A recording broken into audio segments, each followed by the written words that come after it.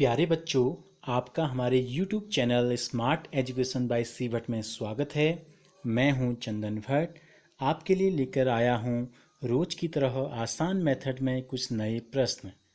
अगर आपने अभी तक हमारे चैनल को सब्सक्राइब नहीं किया है तो प्लीज़ चैनल को सब्सक्राइब कर बेल आइकन पर क्लिक कर ऑल के ऑप्शन पर क्लिक कर लें ताकि वीडियो अपलोड होते ही आपको सूचना प्राप्त हो जाए। प्रश्नावली 3.1 का जो पहला प्रश्न है, हम पढ़ रहे हैं आंकड़ों का प्रबंधन, अध्याय 3 है। तो पहला प्रश्न है, अपनी कक्षा के किन्हीं 10 विद्यार्थियों की ऊंचाइयों का परिसर ज्ञात करना है।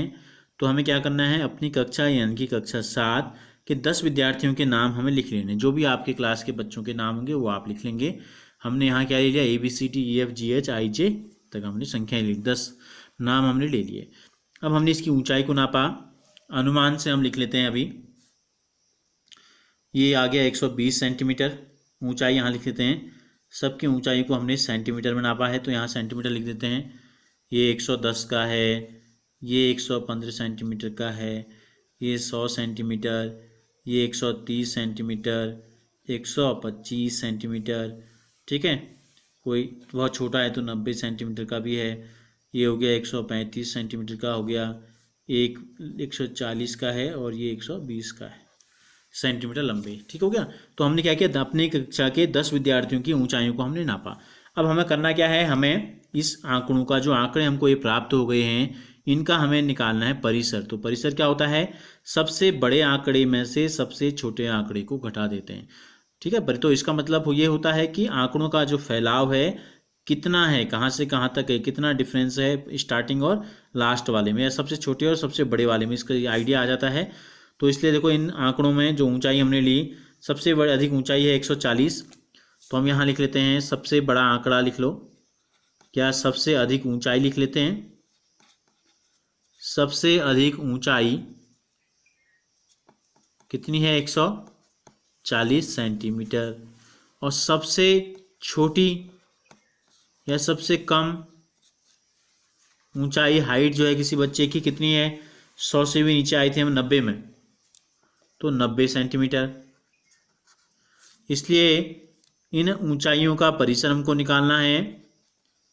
ऊंचाइयों का जो परिसर होगा, सबसे बड़े आंकड़े में से सबसे छोटे आंकड़े को घटा देते हैं। तो 140 माइनस 90 हो गया, कितना आ गया, 50 सेंटीमीटर। यानी कि आंकड़ों का जो फैलाव है वो 50 सेंटीमीटर तक है। दूसरा जो प्रश्न है इसका, प्रश्नावली 3.1 का, कक्षा के एक मूल्यांकन में प्राप्त किए गए निम्नलिखित अंकों को सारणीबद्ध रूप से संगठित कीजिए। तो कुछ आंकड़े हमको नीचे दिए गए हैं, इनको हमें सारणी में बदलना है। 1 2 3 4 5 6 7 8 9 10 11 12 13 14 15 16 17 18 19 20। तो कुल कितने आंकड़े हैं, 20 आंकड़े हैं। तो देखो, और संख्याएं कहाँ से कहाँ तक हैं, 1 से लेकर 9 तक की संख्याएं हैं। तो यहाँ हम लिख लेते हैं अंक, ठीक है, अंक हैं।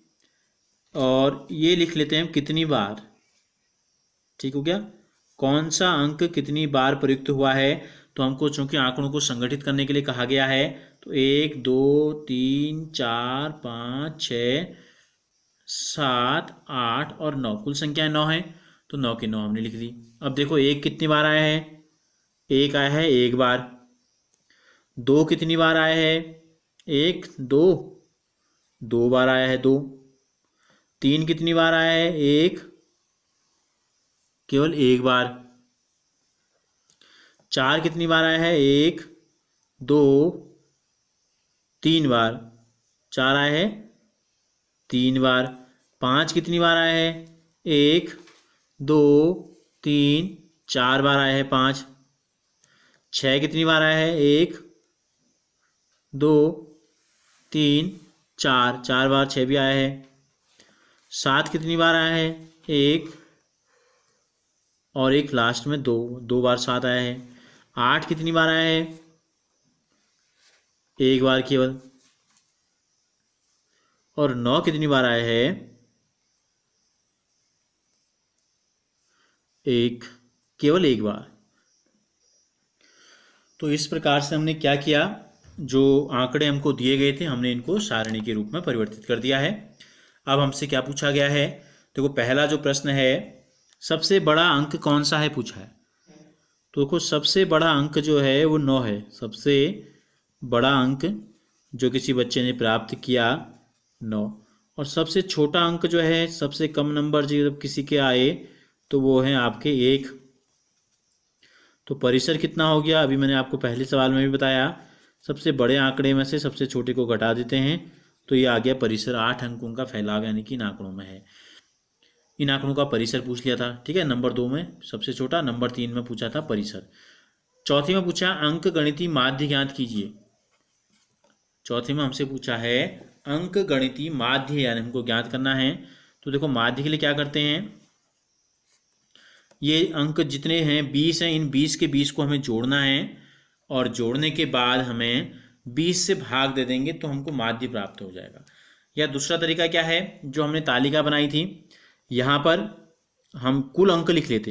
यहाँ पर हम क्या निकाल लेते, हमको एक कॉलम और बनाना पड़ता, हम यहाँ निकाल लेंगे कुल अंक।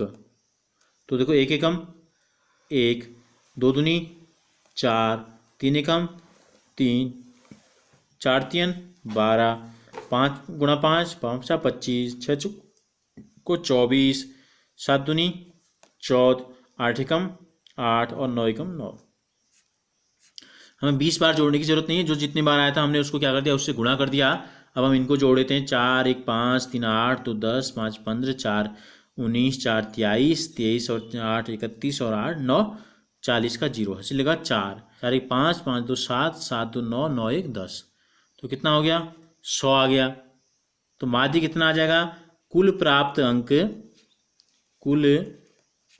अंक बटे कुल विद्यार्थी जितने भी थे उनकी संख्या आ जाएगी। तो कितने विद्यार्थियों के अंक हमने देखे थे, ये हमने देखे 20 अंक हैं, तो इसका मतलब 20 विद्यार्थियों के अंक होंगे।